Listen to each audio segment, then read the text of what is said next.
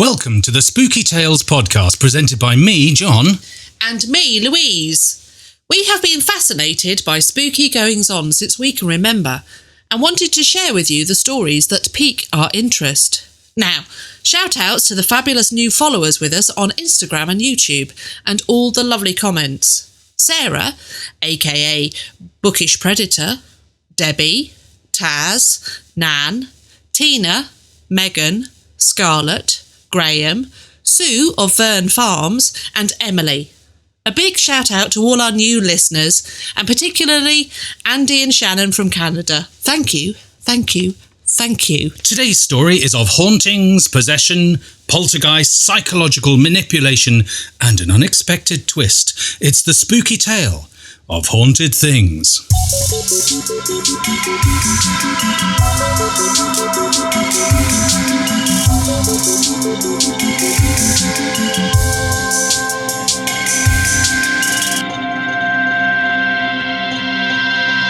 Okay, what do you mean by haunted things?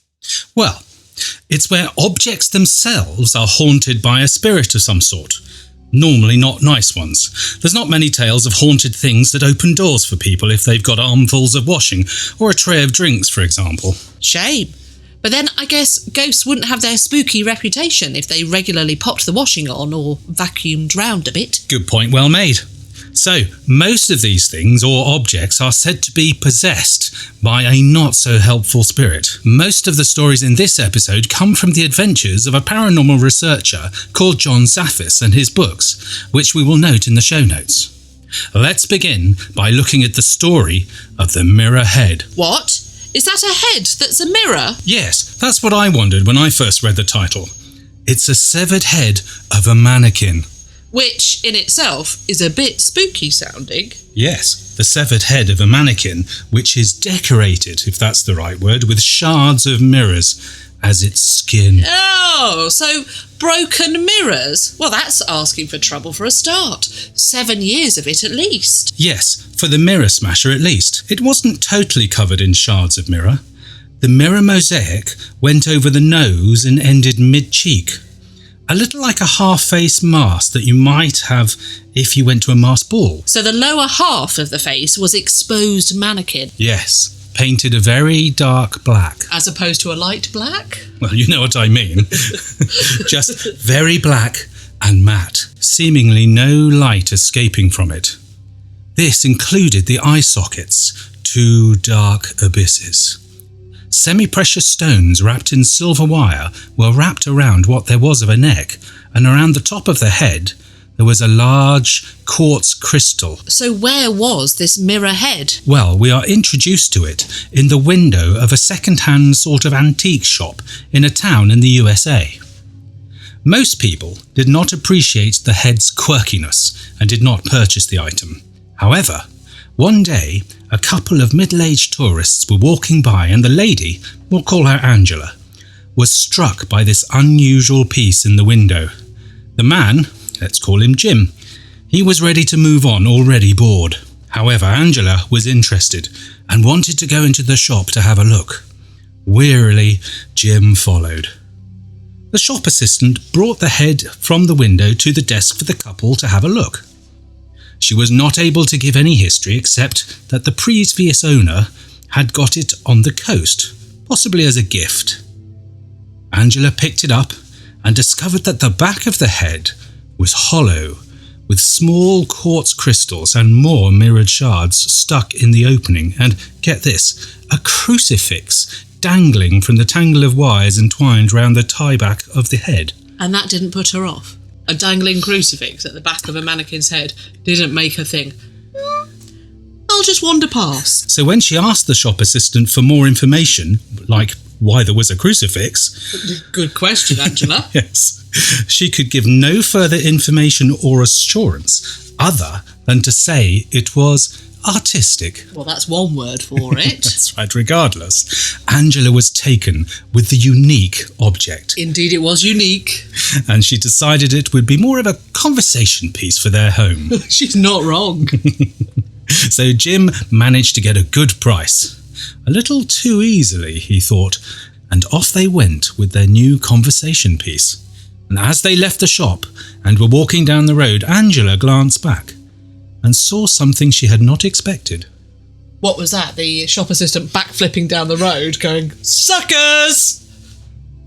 Well, something a little similar. The shop assistant was waving a lighted bundle of sage in the window, and she could see her lips moving in what Angela thought was maybe a prayer.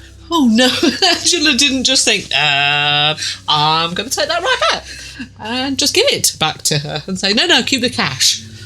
I agree. It really doesn't bode well to see the shop assistant sort of doing some sort of cleansing ceremony. So an exorcism as to where you've just bought That's right. something. So what happened next? So Angela and Jim got back to their home, and Angela set about finding the perfect spot for which turned out to be on a table in the lounge. She noticed how oddly cold the head was, as if it had been kept in a fridge overnight, even though the room was warm. Angela was not quite happy. It needed something else. So she got a large mirror and hung it over the top of the head, which complemented the mirror on the other wall, which directly reflected the head. She could now see a different angle of the head from anywhere in the room. Finally, she placed some potted plants on the table. Can you guess what happened next? The plants died. Got it in one. After 3 days, they died. It wasn't a steady decline either, but 1 minute they were fine, and the next, they looked like they hadn't had water for weeks. They were dry and crinkly. Angela, perplexed by this, and with little sympathy from the family, who were already on the "it's super creepy, get it out of here" side of the fence, I'm kind of with the family. she decided it was odd, but one of those things, and bought fresh new plants, bursting with vitality to go round the head. Can you guess what happened next? They died. The plants, that is. They died. Anyway, yes, 2 for 2. So Angela wondered what else she could put there that stood a better chance of surviving. Or take it out of the room, Angela. Take it out of the room. As she entered the living room, she thought she saw a shadow in the corner of her eye dart across the room. The shadow was about 3 feet tall. Yes, take it out of the room, Angela. Angela, I'm just saying to you now, take it out of the room. Wise words. Angela brushed it off as a trick of the light. It's never a trick of the light. But very soon after, she started to feel sick. Again, she brushed it off as probably something she ate for breakfast. Later, as she stared at the head, puzzled as to what she could use, she heard a thought in her head that was not her own. What do you mean? It was as if the head was placing a thought in Angela's head. What was the thought? I don't like plants. Well, actually, that's right. And it also said to Angela, "I don't like you." The thought was so forceful that she staggered backwards. The experience unnerved her. I'm not surprised it would unnerve me if something inanimate was putting thoughts into my head and telling me I'm not particularly keen on you. I'm thinking I'm taking it out of the room. She was so unnerved, in fact, that she avoided spending time in the lounge. Whenever she did have to go, and she hurried through and always saw the 3-foot-high shadow dart across the room. The rest of Angela's family didn't go in the room anymore either. In fact, the room was now cold and had an unpleasant atmosphere. Angela made an exception to this rule, though, when they had guests round for dinner. Yes, I always take guests to the least comfortable room in the house. I think, why take them to somewhere comfortable that feels nice? Let's take them to the room that's a bit cold and nobody likes being in. Do you not think that's the nicest thing you can do? Yeah, well, she thought it might be nice to have drinks and pre-dinner snacks in the cold, forbidding room with the 3-foot shadow and the giant plant-hating mirror head. Why on earth did she think that was a good idea? She didn't like the friends. She wanted to make clear that she didn't like the friends and didn't want them to come back ever again. Oh, goodness only knows. Probably thought that the mirror head would be a talking piece, wanted to get their money's worth from the purchase. That's how I like to view pieces. I only consider them worthwhile if people talk about them. Yeah, and if they impress your friends, that sort of thing. Yes. And were the friends impressed? No, they were completely, totally and utterly creeped out. And they all had to decamp to the family room and make a nice cosy fire to put the friends at ease. Did anything else happen that night with the friends? No, but soon after, the nightmares started. Oh, who for? Angela? No, not just Angela, the whole family. One night, Angela was gently awoken by their youngest daughter, Ali. Ah! Mom! Ah! Like that. That's how I'm gently woken by my son. Yes. Mom! I think it was probably exactly like that, yes. And she said she was having bad dreams and that something was in her room. Jim, the husband who had been woken also. Yes, she didn't quietly go, Mom, I'm not sleeping well. She was like, Mom! That's right. Well, he leapt out of bed, was down the hall to Ali's bedroom, where he found absolutely nothing.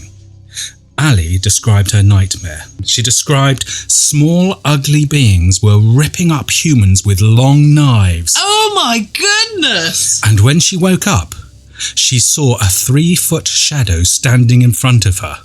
Although it had no eyes, Ali said that she knew it was looking at her. Oh, that's so creepy!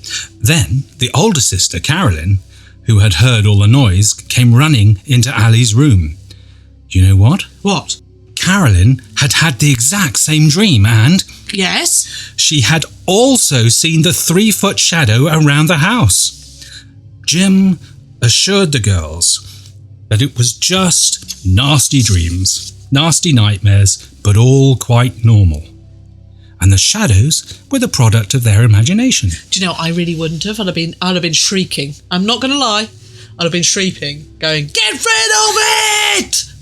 Personally. I mean, obviously, in the middle of the night, that's not helpful. I'm not the person to go to in the middle of the night. Okay, well, that's noted. Not the person to be woken awake with scary nightmares that the whole family's experiencing. Don't expect me to be calm. Okay. Well, Angela, she thought that it would alarm the girls if she'd said anything about the shadows that she'd seen. So she didn't tell them that she'd seen the shadows as well? No, she did not. Okay, gosh, what happened next? Well, Ali's nightmares continued. Dark, horrible, violent dreams with blood and body parts waking her up every night. Were they watching what she was eating or reading? I don't know. It doesn't comment on that one. Well, if she was eating cheese before bed, you know what they say. Yes, or watching sort of really horror films, yes. And every time she woke, she saw the shadow disappear through the wall. Then Jim started having nightmares and saw the dreaded shadow rapidly moving away. Ali no longer wanted to sleep on her own, so they made space for her in Carolyn's room. But the nightmares of blood and body parts continued. Oh my goodness. So what did they do? Did they move out? No, they didn't do that. You see, they didn't know what was happening. Then things started to really go wrong for them. A string of bad luck. Small things at first. School and work were difficult. Items around the house broke. They couldn't work out how they could fall off the shelves and break on the soft carpet, but they did. It even caused arguments between the girls who accused each other of breaking their stuff. Then electrical appliances stopped working. Cars broke down. Every member of the household got ill with respiratory problems, and Angela felt fatigued all the time. Jim got constant headaches that he couldn't shift. They all felt grumpy and snapped at each other. Then they started to hear scratching sounds on the walls at night. Oh, I'm sorry. That would really freak me out. I mean, not that the nightmares and freaky shadows going everywhere wouldn't freak me out, but that, scratching on the walls. No. Yes. Well, they assumed it was small rodents, so they called a Terminator. Oh, sorry, not a Terminator. I mean an exterminator. I'm not sure how helpful that would be, actually, if you want your house to be remaining, calling a Terminator. Or even an exterminator. One that's retired or been fired or something. It's quite extreme, that, isn't it? Yes. I wouldn't want to come across a Terminator who'd been fired. No, I wouldn't. Yeah. Anyway, so I mean, of course, someone who gets rid of rodents and bugs. They came and said they had no infestation or signs of rodents anywhere. Now the shadows were multiplying, and many were seen at once, leaving a heavy and depressing atmosphere wherever they went. I can't believe they're just putting up with it. Well, that changed when one day, as Angela was walking through the lounge, she saw the mirrored head in the mirrors that were either side of it. And then it dawned on her. It was the mirror head! Finally! Yes, that's what's been causing all the trouble. The nightmares, the shadows, the bad feelings, the bad luck. At last! So, what did they do? Well, nothing to begin with, as she did not believe in the paranormal, so she just couldn't quite continue to convince herself that this mirror head could be the source of all the happening in the house and what was happening to them personally. She discussed it with Jim, who didn't know either, but he definitely wanted to throw the mirror head away or destroy it. Yes, believe Jim, Angela, believe Jim. Angela didn't think that that was a very good idea. No, Angela, no. She had the feeling that throwing it away or destroying it would make it worse. Okay. No, okay, I could see that. That whatever was possessing it would stay with them, even possess one of the family. Oh, gosh. So finally, they called for help. They called for the Ghostbusters. Well, in this case, it was an expert in his field called John Zaffis. An expert in the field of possessed mirrored heads. Quite niche. Well, of haunted things or haunted objects. Oh, right, okay. Yeah, I couldn't say otherwise. Might want to broaden it. I want to broaden it, John. Yes, if it was his main living. Yes, exactly. He might be waiting by the phone for a while. If it's just just a little sideline and interest, well, fair enough. Good to specialise. Yeah, absolutely. Become the specialist in the field. Anyway, I'll leave John alone. Okay, so John Zaffis, he's a paranormal researcher of over 40 years' experience who specialises in haunted things, and he starred in his own documentary TV series called Haunted Collector. Well, he sounds the right person for the job, then. Absolutely, indeed. And he took one look at the mirrored head and the mirrors that surrounded the head and pronounced that it could be a low-level demonic-type spirit, or maybe something more powerful. He was going in quite strong there, wasn't it, really? He didn't After one ease look. into the conversation and go, interesting, let me have a sense. From his point of view, it was textbook, the type of phenomena that the family had experienced. In particular, the position of the mirrors looking at each other, positioned around the head, made the situation a whole lot worse. He told Angela that mirrors are doorways for spirits to enter the world. A head with many broken bits of mirror was a many-faceted doorway for spirits and cursed with bad luck. The mirrors looking at each other would magnify the effect of the head and provided powerful openings for the spirits. And now, just considering all the mirrors that we have in the house, I'm wondering, are they correctly placed? Wow, it's a miracle they didn't have an army of shadow creatures roaming the house with that many mirrors and broken mirrors. One of the things that they say after someone has died, if they've died in the house, is to quickly go and cover the mirrors, because the spirit might get trapped in the mirror. Really? Yes. I didn't know that. It's if they die in the house, Yes, not if just they die in the house. outside. Yeah. So I thought that was quite interesting. Anyway, John told Angela that if they had let it continue, it would have just got worse and worse for them, leading up to a full possession of one of the family. God, he's a bright spark, isn't he? He's a person to have around in a crisis. Tells you of all the grim things that could happen. He could have killed you! Yes, well, so it proved, though, that Angela was right in her feeling not to destroy it. Yes, that's true. Because John said that he would, and he said that he would take it away, the head that is, and make sure that it never bothered anyone ever again. Good man. He also offered to cleanse the mirrors on the wall and warned never to hang mirrors that look into each other. So how did he treat the mirror and the head then? Well, for the mirrors, he said prayers over them and treated them with sea salt, molten probably, Yes. and holy water.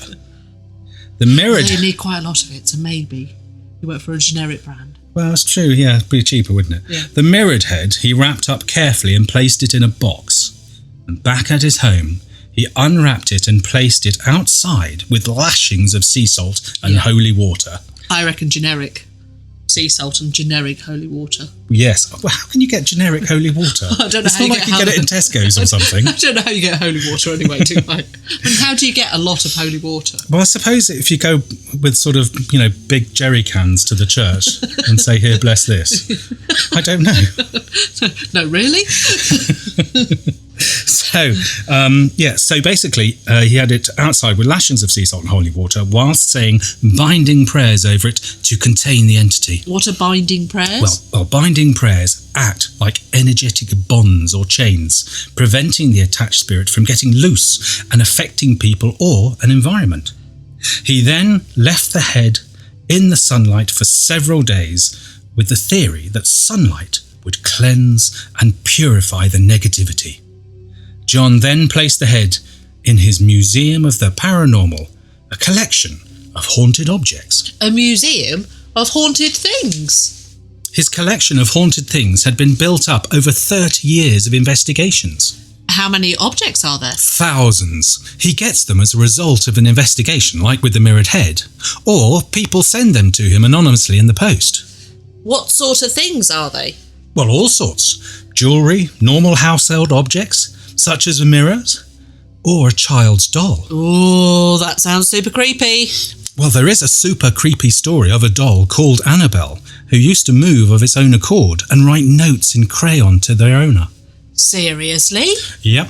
It was investigated by another haunted things collector, a famous pair of paranormal and psychic researchers called Ed and Lorraine Warren.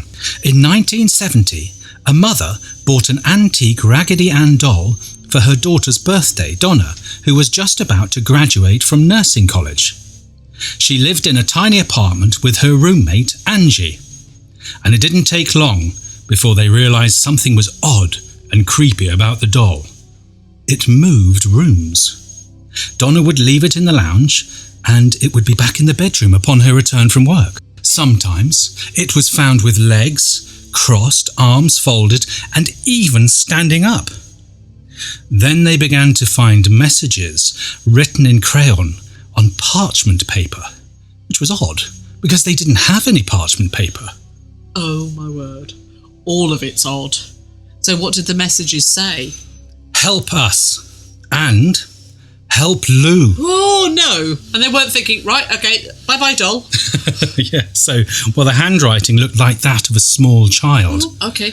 Things took a turn for the really weird and macabre when she came home to find the doll with spots of blood on the hands and chest. Oh my word. Well, this completely freaked them out, so they called a medium. No, get rid of the doll. Well, yes, the medium told them that the doll was indeed possessed. Yes, get rid of the doll. By a young girl called Annabelle Higgins, who had lived on the property before the apartments were built. Yes, get rid of the doll. The medium told them that Annabelle was comforted by Donna and Angie and wanted to stay with them because she felt loved. Oh no, don't tell me that they let it stay. They felt sorry for poor Annabelle and so did let the spirit of Annabelle stay inhabited in the doll. Oh, go on then, what happened?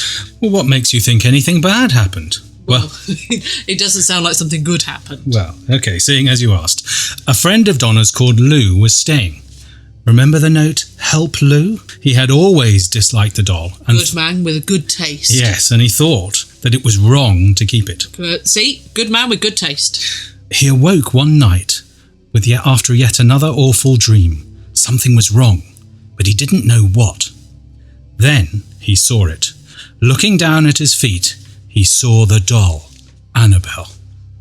Oh, this can't be good. He saw Annabelle crawling up the bed and over his chest. Oh, no. Suddenly the doll was strangling him, and he was paralysed, and he was gasping for breath, and then he blacked out. He awoke the next morning, convinced it was not a dream. The next day, in the apartment, they heard rustling sounds in Donna's room, and it sounded like someone had broken in and was rummaging through things. So Lou went to find out what was going on. He got to the door, waited, and then burst in. But there was nobody in the room, just Annabelle in the corner. Had he not told them about his dream? Had they not thought, creepy doll? Yeah, well, he did. So as Lou went towards the doll, he felt as if someone was behind him. I don't like this. No, he spun round, but again, no one was there. Oh. Then he felt a searing pain in his chest and saw blood seeping through his shirt. Oh, my word. He opened his shirt to find across his chest 7 claw marks, 3 vertical, 4 horizontal. Oh! Lou convinced Donna that they had to deal with the doll. Do you know, it wouldn't take me much to convince me. I'd go, yep, you're right. You do wonder why it took so long, don't you? But anyway, this time they called an expert, Father Hagen, an Episcopal priest. I think Episcopal is the American branch of the Anglican community. Okay. Or an American branch. Okay. So Father Hagen was completely out of his depth. I thought they were calling in an expert. Yes. Well, he contacted another even more expert, Father Cook. And was he out of his depth, or did he actually go, yep? He was absolutely and completely out of his depth also, so he called in paranormal and psychic researchers Ed and Lorraine Warren. So they didn't actually call in experts, they called in people that were out of their depth, who Yes. eventually called in experts. That's correct. So Ed and Lorraine Warren met Donna, Angie and Lou and immediately diagnosed the problem. Get rid of the doll! Should have just called me. It was, in a nutshell, that was it, actually. Yes.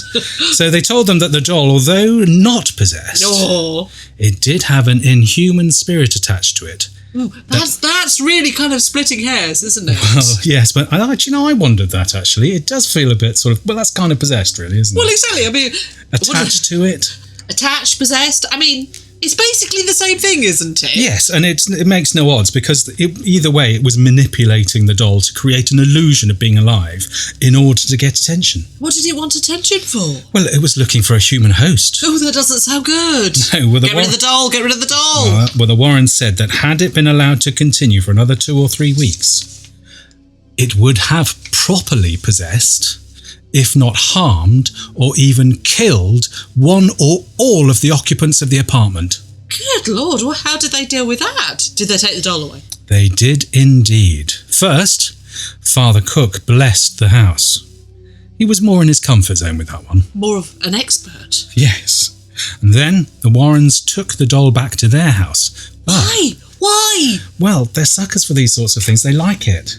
But it was not without incident. Really? You do surprise me. No, go on. What happened? Well, as they were driving home, they decided to take the back roads as Ed Warren suspected there might be trouble. What? So you took the spooky back roads rather than the nice straight dual carriageway? Well, that was the only thing I couldn't understand. Whether he was thinking if there might be trouble, he didn't want to involve lots of cars on the interstate. I don't know. I couldn't work that one out either. That just seemed like go the creepiest way. Yes. On the dark and the windy roads. Was it lashing with rain? Thunder and lightning. Yeah, exactly. Yes. Oh, I'll go shiver then. With the creepy doll behind them. I just had this image of it peering up and then looking in the rear view mirror. That's right. It was highlighted by a flash of light. Yeah. Well, anyway, every time they went round the corner, the car swerved and the brakes and power steering failed, very nearly causing an accident on several occasions. Oh my gosh.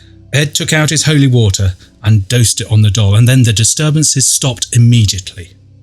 They made it home safely. The Warrens found that the doll continued its ability to appear in different rooms and showed a hatred of any clergy that visited the house. For example, a young priest called Father Jason Bradford visited them, and he made fun of the doll. Why? What? Yes. Well, Ed warned him to stop, and Lorraine pleaded with Father Bradford to be careful on the way home and call her as soon as he got in. And when he did call, he told Lorraine that his brakes had failed at a busy intersection and he had a near-fatal accident. Soon, the Warrens had a special glass case made for the doll and placed it in their occult museum. They had an occult museum? What, like John earlier? Yes, very similar indeed. In fact, it was John Zaffis that started his after working with the Warrens. The Warrens took in haunted things that people could no longer live with for safekeeping. Wow. We're not going to do that, by the way. Oh, no. No. So, that's the end of another spooky tale. Oh, it was a good one. There were was. 2 good ones there. So the stories were taken from Demon Haunted, True Stories from the John Zaffis Vault by John Zaffis and Rosemary Ellen Guiley. It's an easy-to-read book with some fascinating spooking stories of haunted things. The Annabelle story comes from warrens.net, which is a rich website of information regarding the Warrens and their occult museum.